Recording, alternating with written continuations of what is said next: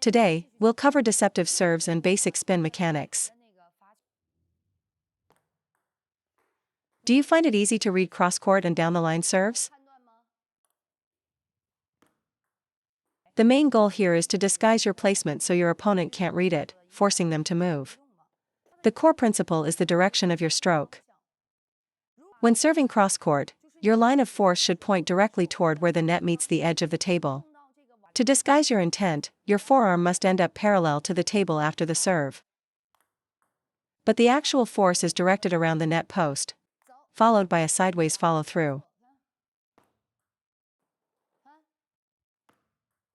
If you're serving to the middle, shift your stroke direction from where the net meets the edge of the table toward the umpire. Watch me, I aim my force in this direction, then follow through straight.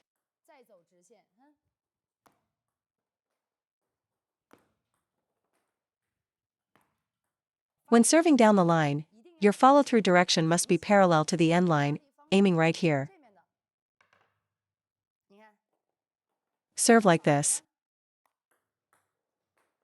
When your racket tip points here, you'll naturally serve down the line.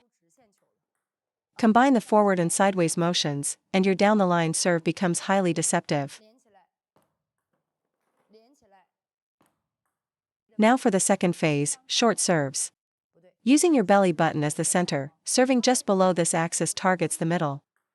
Aiming at your left ribs gives you a short forehand serve. The right ribs, a short backhand serve.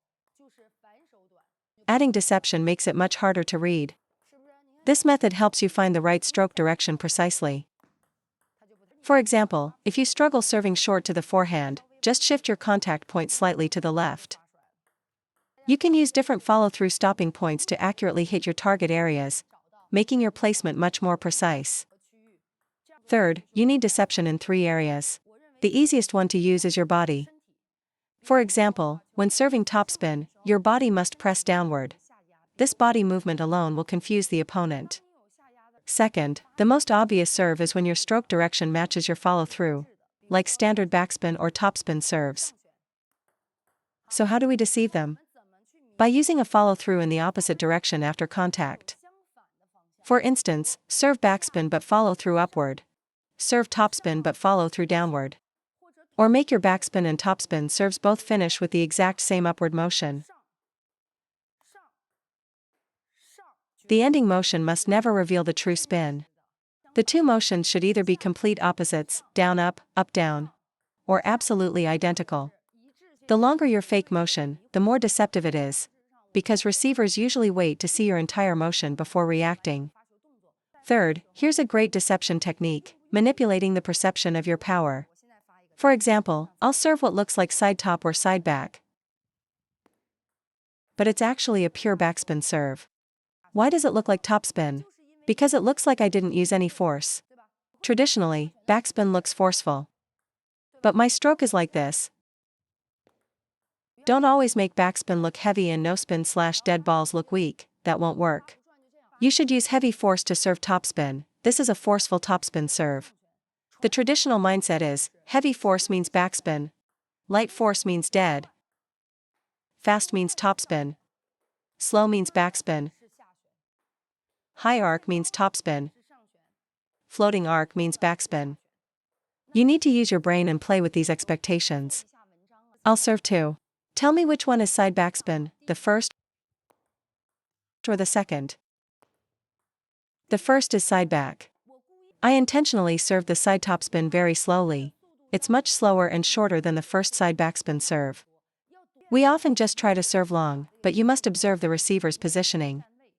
Against an opponent expecting long serves, give them a low topspin serve that looks like it can be pushed, and I guarantee they'll try to push it. Then we can get ready to attack. Even if they try to loop this half-long ball, don't worry.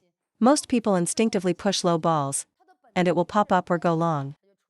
This serve works for me all the time in matches. So, you must use reverse psychology in your serves. For instance, if a serve looks like topspin, the opponent will want to block it. You need to figure out how to disguise it as backspin. After serving topspin, if I immediately drop my body and hand, the opponent's reaction slows down.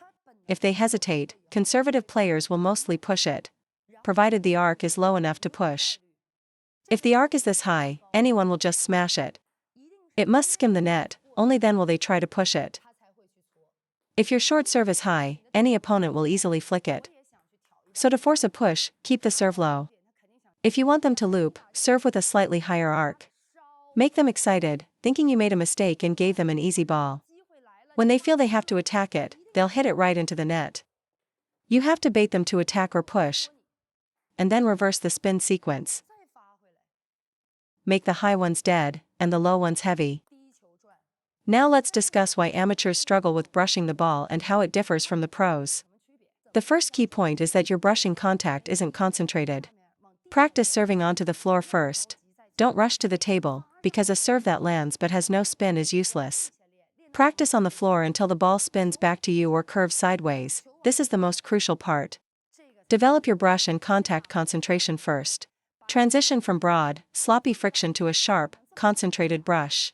Change from a slow brush to a fast, snappy brush. Master this first. Keep your stroke compact but increase your snap. Don't practice on the table because you'll instinctively try to hit hard, and when you force it, you can't tell if the power comes from the arm, body, or hand, so practice on the floor or a bed. Second, just like snapping your fingers, it requires instant acceleration from your fingers. When serving, use a relaxed 30% grip. Stay loose, then suddenly snap at the moment of contact. Don't just mimic a stiff motion, you need to feel the snap. The swing path is just the basic foundation. Before every serve, let your hand and arm completely relax. Then execute a sudden burst of power. If you're tired, shake it out before the next serve. This is the only way to develop the feel for brushing the ball. Third, you must brush the exact right spot on the ball. For all side backspin serves, you must brush the side bottom and pure bottom of the ball. That's how you generate heavy spin. So every time you serve side backspin, remember to brush both the side bottom and the bottom. It needs to be a 3D, curved brushing motion. For side topspin, brushing the side and top is key. But for a pendulum serve, left side spin, you can't brush the pure top. So at contact, your forearm must lift the ball. Just like the 1-2 rhythm we talked about before. For topspin, hit more of the side and then lift. For backspin, hit the middle bottom and then brush underneath. This makes the ball spin heavily. I'm giving you a task, practice your serve like this. Just brush it so it spins back. Like sand slipping through your fingers, you have to lift it and cradle it to keep it in your palm. If you just push flat, the sand will always fall out. So the key is learning how to brush the ball back toward yourself. All our pendulum side spin serves are brushed like this. Stop serving normally and change to this brushing motion.